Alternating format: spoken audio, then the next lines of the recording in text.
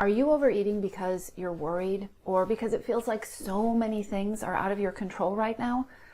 If you are, number one, you're normal.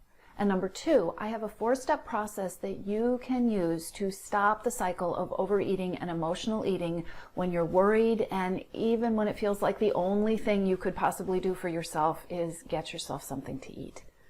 I'm Dr. Melissa McCreary. I'm a clinical psychologist, the author of the Emotional Eating Rescue Plan for Smart, Busy Women, and an expert at helping women break cycles with overwhelm, overload, and overeating. Feeling out of control can be a big trigger, so let's go through the process you can use to break the cycle. When you're anxious or worried or feeling powerless, then you're also emotionally activated.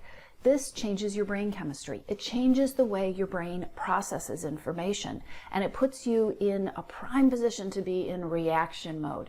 You're in fight or flight, do something quick mode, which is a big setup for mindless eating, autopilot eating, running into the kitchen without even thinking about it. The first step in this process is to stop. As soon as you realize that you're in this cycle, your first job is to stop. Even if you're already staring into the open refrigerator, what you want to do is pause long enough for your prefrontal cortex, the thinking and decision-making part of your brain, to kick in. If you don't pause, you'll be at the mercy of your lizard brain, the one that just wants to stop the feeling right now, and you won't be able to access your creative problem-solving skills, your self-compassion, or your interest in doing things differently. This pause doesn't need to be, and it shouldn't be, anything fancy.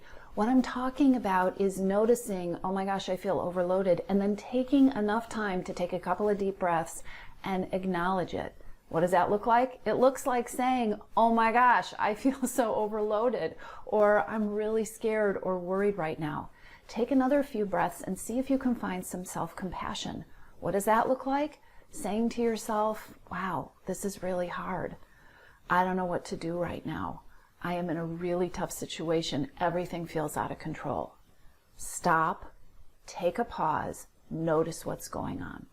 Step 2 is to check in with what you are feeling, needing, or wanting. Yes, your first impulse may be, I want chocolate, but I want you to go beneath that. Ask yourself what you know about what you're feeling, and check in with your future self.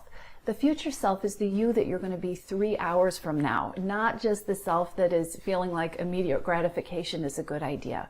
What do you know about what she needs or what would be soothing for her? When circumstances are out of your control, when you can't change what's going on, it's helpful sometimes to think about what you can control. Little things. Where can you create some order? What goal can you actually accomplish? What's something positive that you can do? Is there a way that you can reach out for support? Can you scream into a pillow? Can you dump your feelings into a journal? What would empower you and feel like you were taking a positive and meaningful step?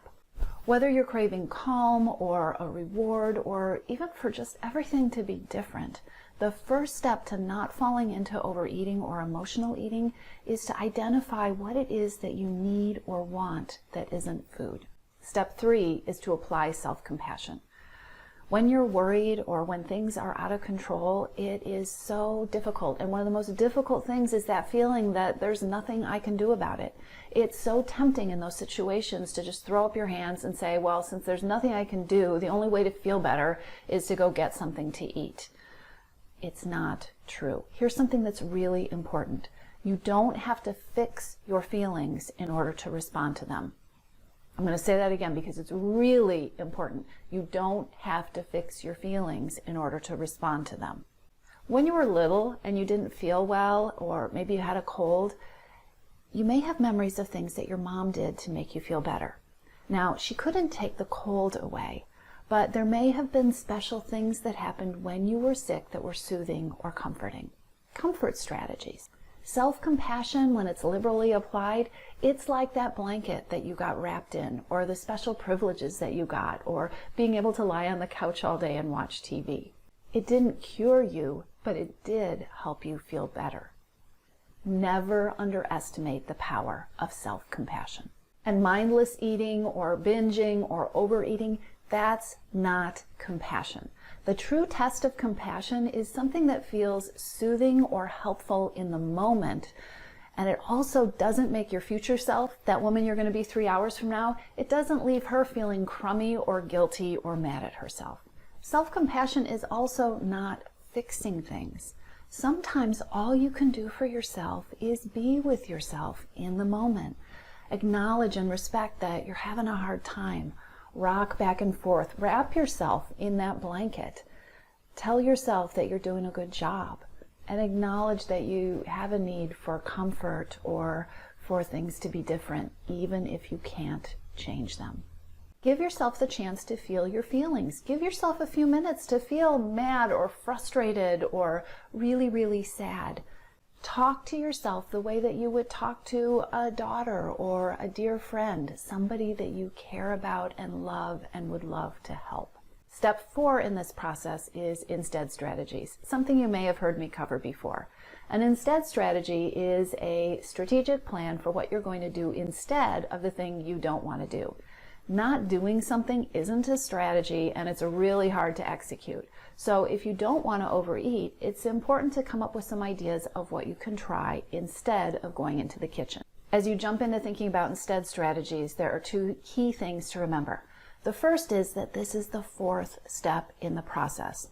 You need to do steps 1 through 3 before you start worrying about instead strategies.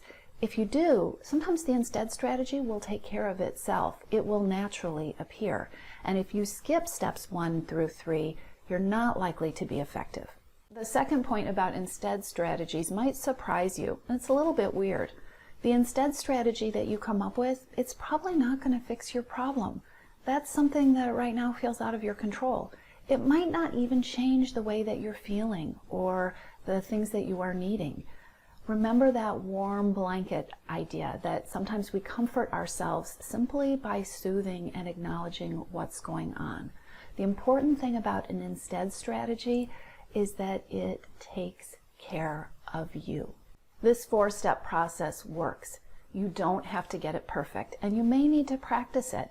It may take time to notice those situations where you need to stop. It may take practice of asking yourself about what you're feeling or what it is that you need before you come up with any answers. But every time you apply this process, you become more connected to what's going on underneath your eating, and you become 1 step closer to taking your power back from food. Give yourself time. Be patient. Breaking cycles with overeating and emotional eating is so worth it. If you want more tips and resources, be sure to subscribe to this channel and ring the bell so that you get ongoing updates when a new video is released. And be sure to take the Hidden Hungers quiz so that you can identify what's driving your overeating and get resources about how to best get started, where the best places are to start so that you can be the most effective.